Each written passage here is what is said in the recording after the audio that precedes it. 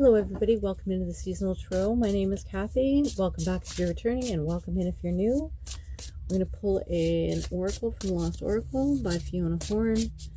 Ancient Wisdom to find your way in a modern world. Enchantment, we had that yesterday. And Nascent at the bottom of the deck. So enchantment. Use your words consciously. Enchantment serves as a testament to the immense power of words. Speak with clarity, for the universe is closely listening.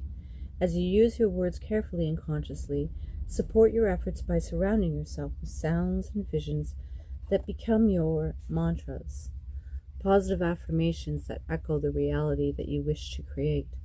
Let the resonance of empowering words fill your space, transforming it into a sanctuary of manifestation. Play music that inspires, listen to podcasts that uplift, and hang empowering stanzas on your walls. State this affirmation as you hold the enchantment to your heart. I am the weaver of my reality, crafting it with enchanting words that flow from my being. With conscious utterance, I shape a world of my desires and surround myself with powerful magic of positive affirmations. My words are spells, and I am the alchemist of my destiny. Enchantment also represents the magic and mystery of the old ways and the power that becomes from connecting with ancient wisdom. The enchantments contained within this book are not just words on a page, but living energy that can transform your life if you are open to their influence. This card is an invitation to explore the secrets of the past and to connect with the power around you and within you. Trust in the magic of the universe and allow yourself to be guided by the enchantments that are flying off the pages of this spell book. In many magical traditions, a name is to master. I'll say that again. In many magical traditions, to name is to master. This is why many witches choose a magical name for themselves, as there is power in self-determination. And they keep their magical name secret, revealing it only to their coven for the use in blessings and spellcrafting. Explore anchoring the guidance of enchantment by identifying your magical name in whatever way your intuition guides you to. Write it on a parchment or dirt and bless it with ethically sourced crystals and oils. To consecrate your object of power and to align with you, hold it in your left hand and state your magical name 3 times. Words will always have the power to make us feel inspired and empowered, or to break down and destroy. The power of language connects us and the world, making it an integral part of our reality, practically and magically.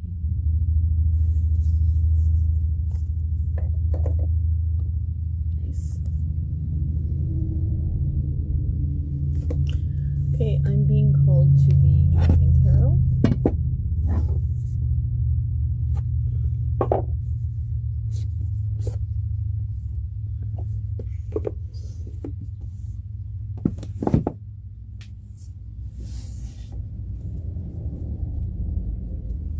Nine of Cups at the bottom of the deck.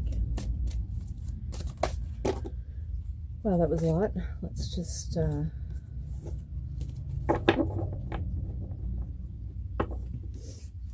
a moment here.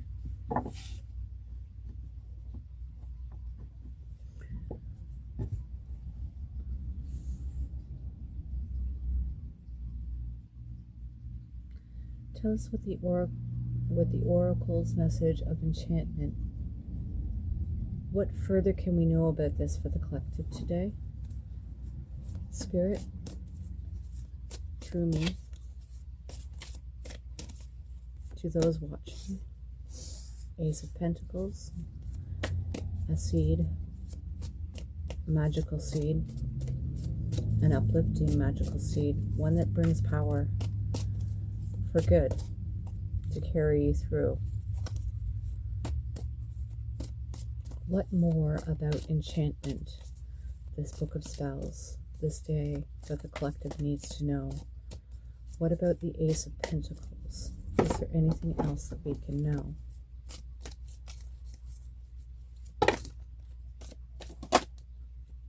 Okay, we have a few things here.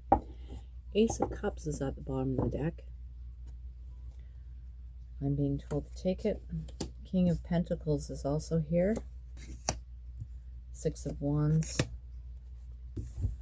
Queen of Swords. Queen of Wands in reverse. And the King of Wands. Interesting.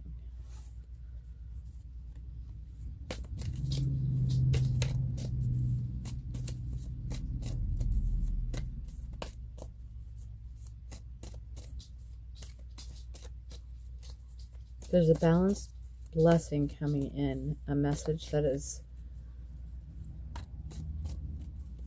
to be kept with yourself for a little bit so that you can understand its ways. Seven of Cups, it's too much, Spirit. One more. This one. The Fool. Bottom of the deck, the Hierophant. So, I almost turned that over. Isn't that funny? I'll leave it like that till the end. See what it says? Nope, I'm going to turn it back over. Okay. So the 5 in the major arcana is the Hierophant. The Hierophant is someone revered, but on this, the dragon has a collar. And so something is being kept.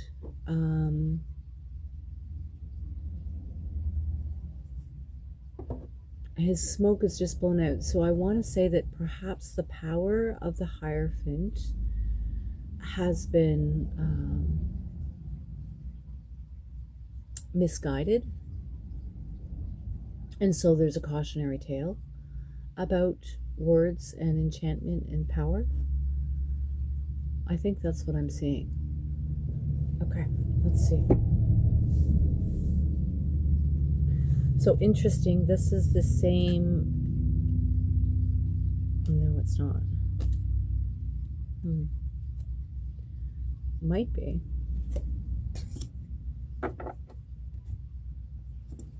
The Ace of Pentacles.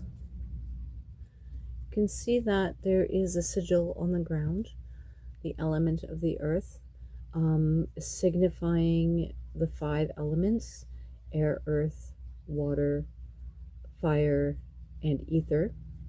And from that, the tail of the dragon is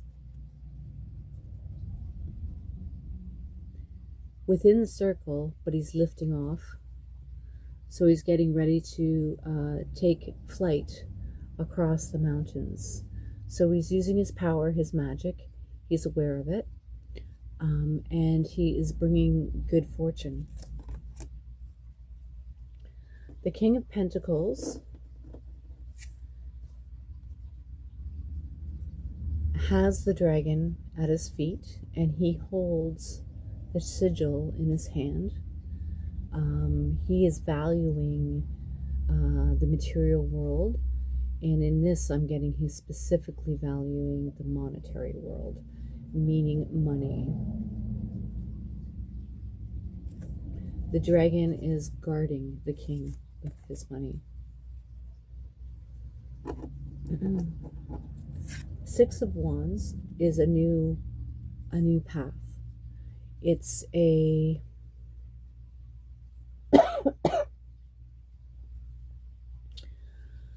it's beyond competition. So the 5 of Wands is about competition. The 6 of Wands is about realigning to the path, and opening up to a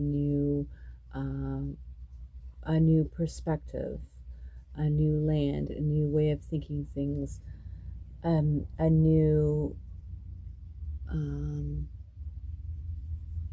more freer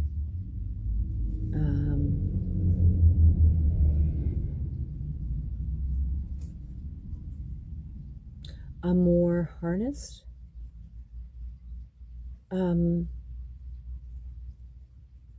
way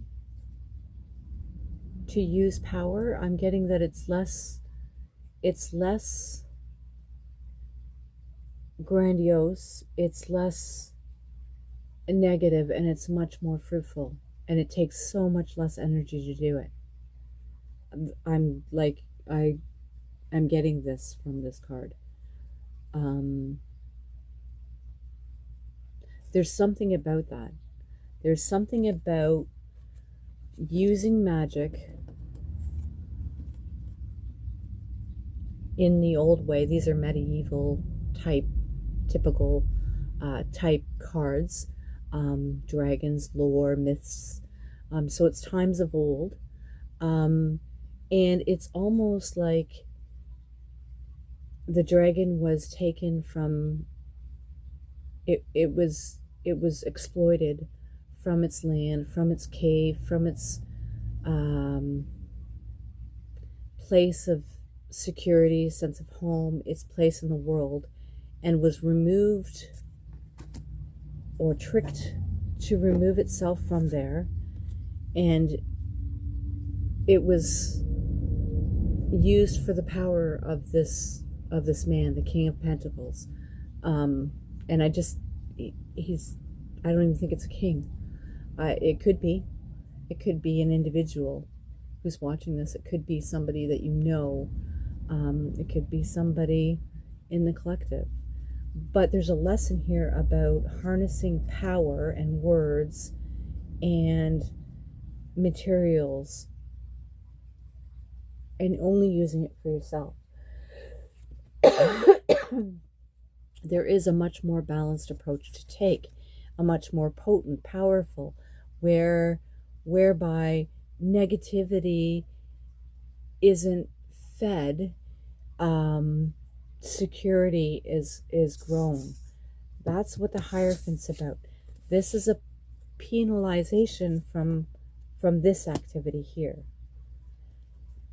Okay, so from the Ace of Pentacles, a seed is born, monetary value. There's a different way. We come to learn of that, and then we're gifted with yet another seed, an Ace of Cups. The Ace of Cups is all about emotions and love, overflowing of love. And so fill your own cup, bring it to others. The Queen of Swords is here to tell the truth. She's here to... there's the moon. In the Queen of Swords, she protects the power of her words because she actually understands the lessons of old and the consequences of wrong. When it's such an emotional venture, she has emotion, she has all the elements that she needs, but she speaks the truth. She'll yield the sword only if she needs to. And so it's not about possession, like he's hanging on to the monetary. She is just simply tapping in with her truth. That sword is pointing right up. And in it, she's incorporating the magic of old and bringing it forward. The Queen of Wands is here to denote in the reverse that it's a balance between words and actions. You don't cast spells to gain something that you want. That's not the way.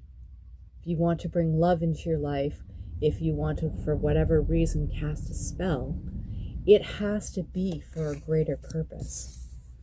Otherwise, you're practicing a darker form of magic. And that's something that we have learned in the past. And so a little bit of study and honor. The Hierophant also is like the highest form of understanding knowledge, the power of knowledge. And so incorporating that forward, and not to harm anyone, to bring about change, positive change. The King of Wands is here right after the Queen of Wands, and he understands this. The Queen of Wands, the Wands is a fiery action thing. The Knights are like, they can be kind of naive. They can be, the Queen of Wands holds that balance, but she also does have a darker side.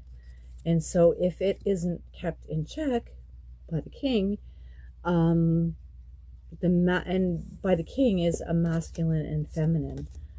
And again, this is the land of the wands, which bears fruit. And whatever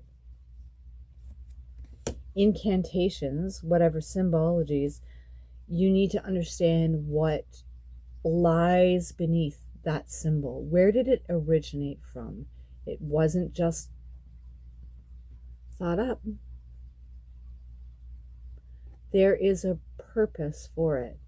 And so understanding that, not in fear, but really doing your due diligence to understand what that sigil means, or what those words, that incantation, what is the etymology of the language that you're using? Where does it originate from? Was it used? Can you cross-reference it anywhere? That's due diligence and honoring the past and the power of enchantment. And your options are many.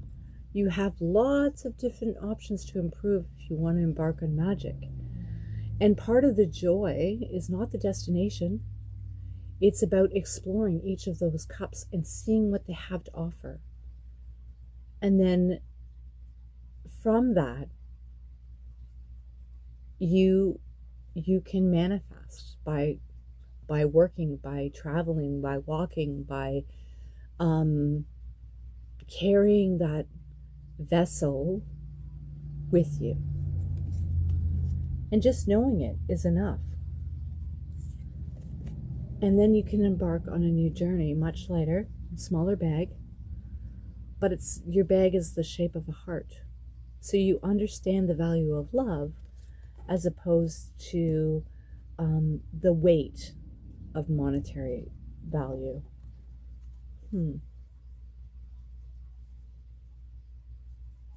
Bottom of the deck is the Hangman, about gaining a new perspective.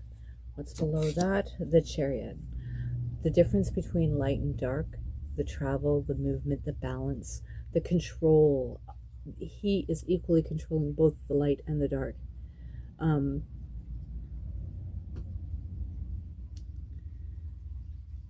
And neither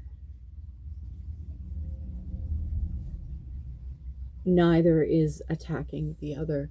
They're both they're facing each other intellectually, they understand that, but their weapons are away from each other. Their claws are away. And they're not breathing fire upon each other.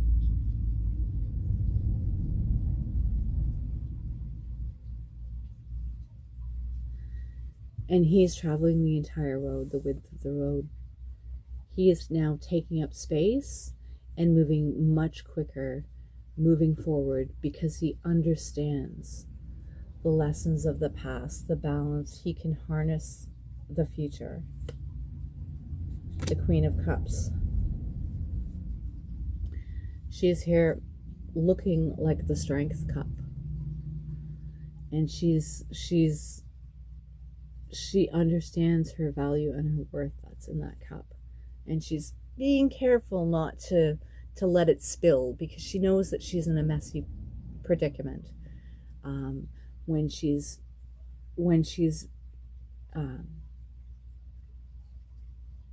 using her magic and working with the elements of her magic. She's in touch with that.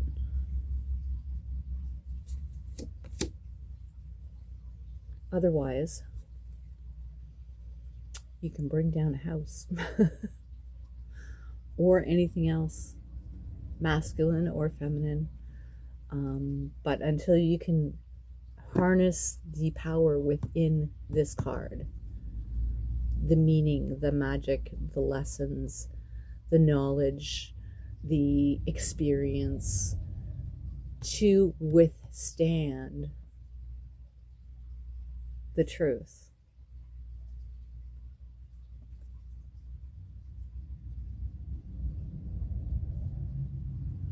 The towers are lessons worth yielding. And here comes the Ace of Wands. That's three aces. 2 of Wands, direction, 3 of Wands. Wow. Okay, and now we're just moving into the Wand. 2 of Cups, the Sun, Temperance, the Page of Wands, Queen of Pentacles. Interesting. Very, very interesting.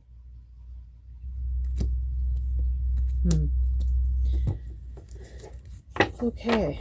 Anything in closing that we need to know about the Dragon Tarot? Our speech, our knowledge, our emotions, keeping them in check, and learning from the past. We're going to take from the Sacred Oracle Forest.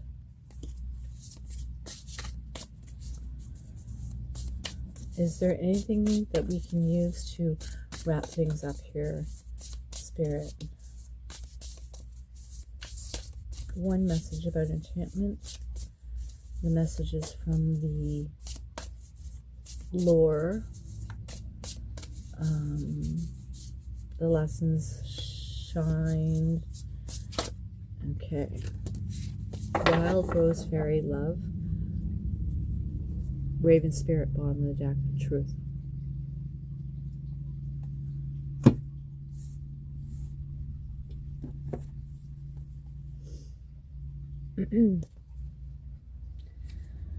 Number 47.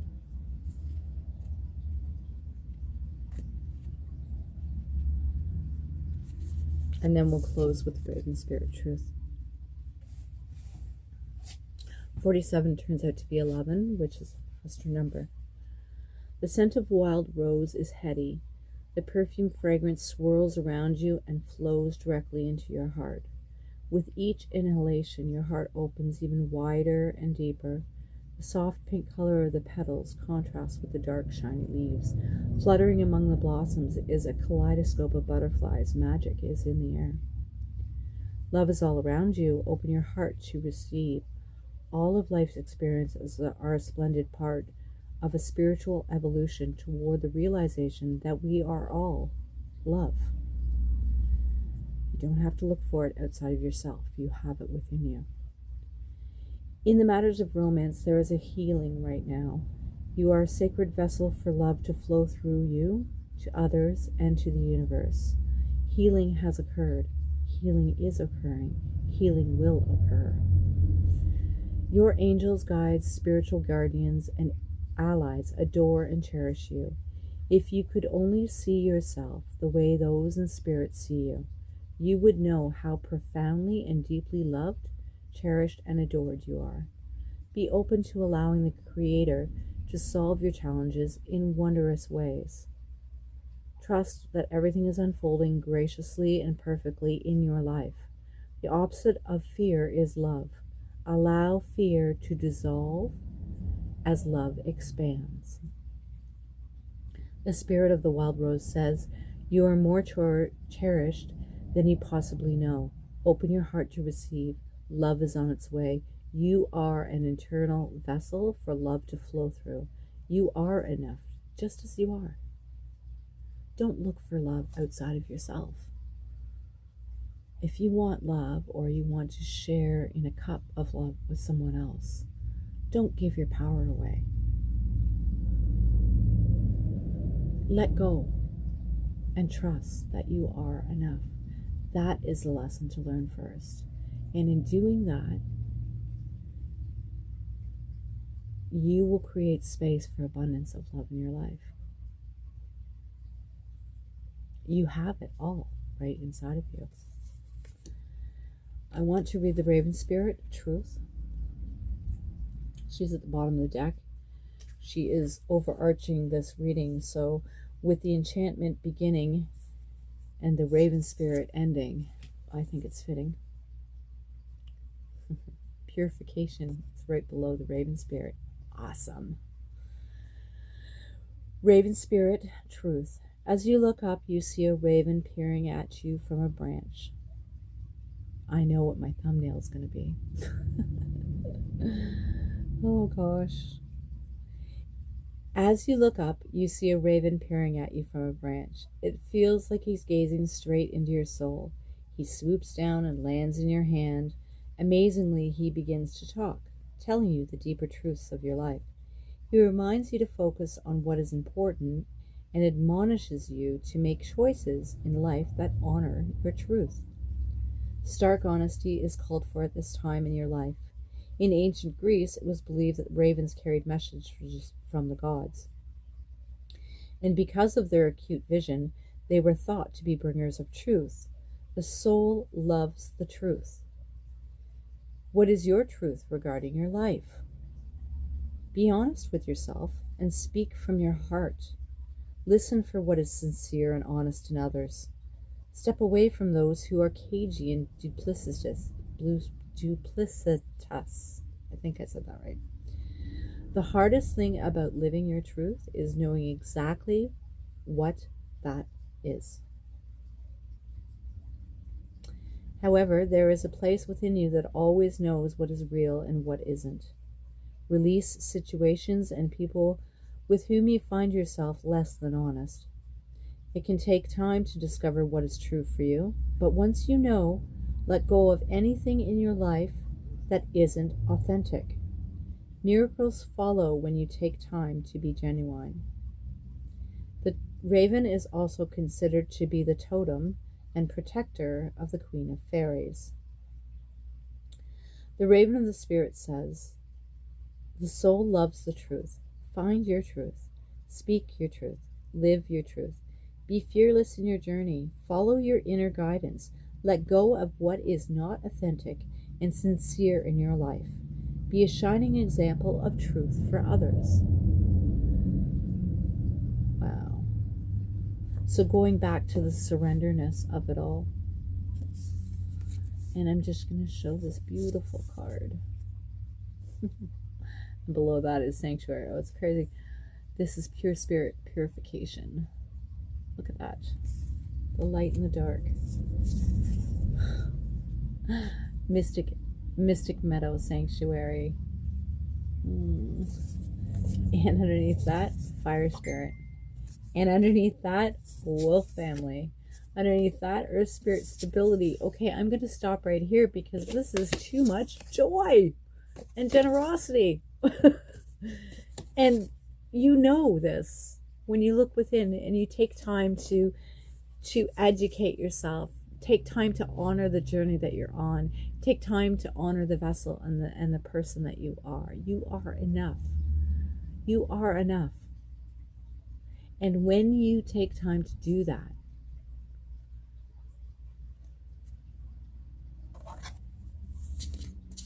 a whole world of enchantment that you could never have dreamed of opens up, because it will be rightfully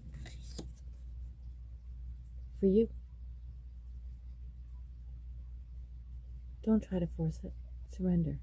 Let go. Take the lessons, learn the truth, and move forward with grace, love, and tenderness. Much lighter on your foot than a heaviness of the past. All right. I hope this message helped. I thank you for being here. I hope you have a wonderful day. And take care out there. Until next time, thanks so much. Bye-bye.